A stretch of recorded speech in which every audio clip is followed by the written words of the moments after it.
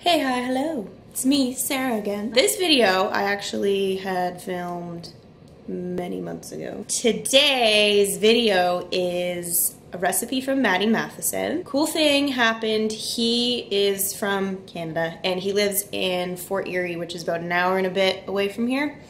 Mississauga, Toronto.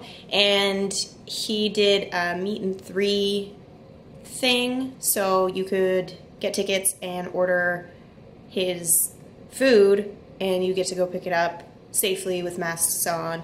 So I got to meet Matty Matheson, which was super cool. He's super funny, still just as loud in real life as he is on the YouTube. He actually even signed my cookbook. He's super cool. Anyway, so this recipe is from his Just a Dash YouTube channel. It's Pollo Verde. I made it. It was amazing. I wish I had made like double the amount. The only thing that's different, I think, from his versus mine is I didn't realize that he put, I think it was jicama? No. What's the other thing? The white.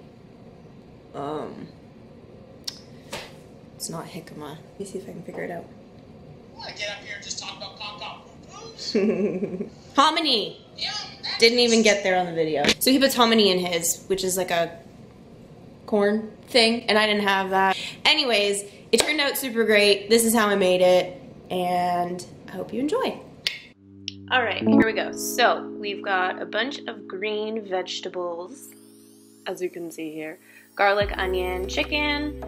So I end up using 3 celery stalks. I only use 1 of those Cubano peppers. I use 2 of the poblano, which are the darker green, and I end up using 1 green pepper.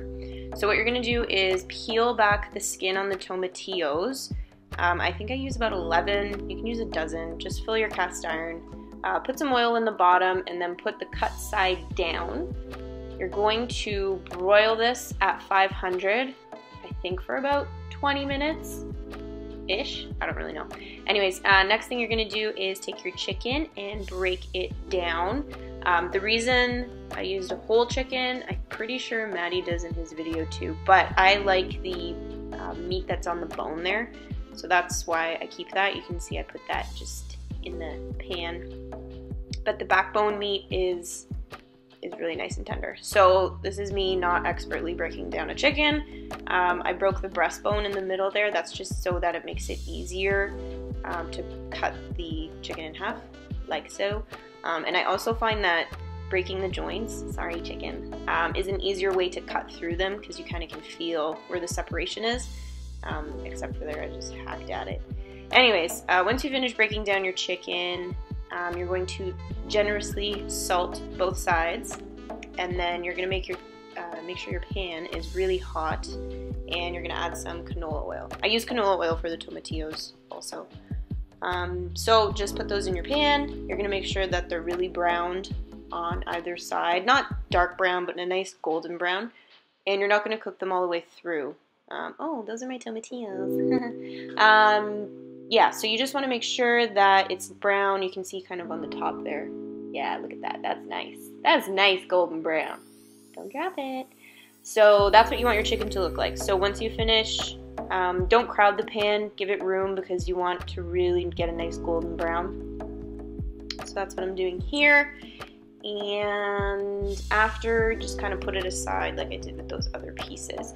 And this beautiful golden brown oil that's in the bottom, that's what you're going to cook all of those green vegetables in. That's your, what's the word for it? Your, oh my gosh, this is the hominy all over again. It'll come to me. Anyways, that's what you're going to cook your sauce in, the green. That's what makes your Pollo Verde Verde.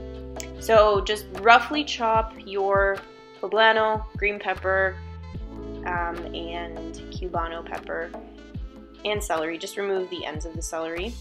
And you're going to put a whole onion in. Just give it a rough chop because you're going to put this all in the blender. Saves you a lot of work. 2 garlic cloves. So this is when I took the tomatillos out. You can see they've got that like nice kind of blistery dark brown. That's what you want. And the difference between Matty Matheson's recipe and mine is I didn't really watch the video to detail when I did this. So the tomatillos are actually supposed to go straight into the soup, not into the blender. So you would have, what I should have done is take this delicious, oh my gosh, it smells so good. Take this delicious green sauce and then add the tomatillos in whole so that they would kind of give you that chunk of tomatillo. But anyway, it is what it is. It still tasted delicious. So you're gonna cook this for a really long time, like an hour, maybe more on low. And when it's you can kind of see it turns this like caramelly green, like a brownie green. That's when you know you've got the good flavor out of those green veggies. So you're gonna add your chicken stock in at this point. Give it a nice little stir. And I actually had to, oh yes, I burnt myself. Sorry, that's what that is. I wanted you to know. Gross. Okay, so I had to go and I didn't have time to sit at the stove watching this and no one else was home. So what I did is I put all of the chicken into the crock pot in the bottom and I put the green soup over top. I still can't remember the name. What is the name for your... Oh, this is gonna drive me nuts. Anyways, I put it over top of the chicken. It basically just covered the top of the chicken, which is perfect. That's how much you want. And I kept it on low. I think I left it on for maybe about 3-4 hours. And this is what it looked like at this point.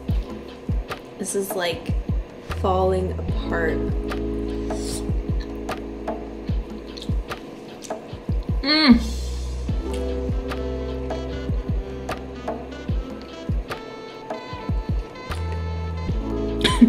It's so tender. The flavor of the pepper is like all the way through. It's got a little bit of spiciness because I forgot to put the jalapenos into the sofrito mixture. So it's a little spicy from probably the poblano or the cubanelle or banana pepper, whatever it's called. But tastes good. Sofrito, that was the word I was looking for. Okay, so these are going to be your garnishes for the top of the soup. They add that like final little perfect touch. So, so good. So just roughly chop up some jalapenos. Like I said, those are supposed to go into the soup to give it a little bit more flavor. But it's okay, even on top, it's still good. This is me very terrifyingly cutting an onion. You also want this for that crunch factor. So chop those up nice, little dice. And radish. Radish is a really good crunch on top of the soup and super fresh as well. Complements the warmth of the soup. I don't know. Like Matty Matheson says, describing food is stupid, so whatever. Just chop up your radish and put it on, okay? Avocado. Give that a nice little slice. You want those long slices in there. Or you can cube it. Whatever you want. I'm not the boss. You can literally do this however you like. You don't have to put any of this on if you don't want to because it honestly tastes just as good without it. Alright, so go ahead, spoon a nice big helping of the soup along with a couple pieces of chicken into your bowl like so. Oh, see, I put a band-aid on my little blister there. That was brutal.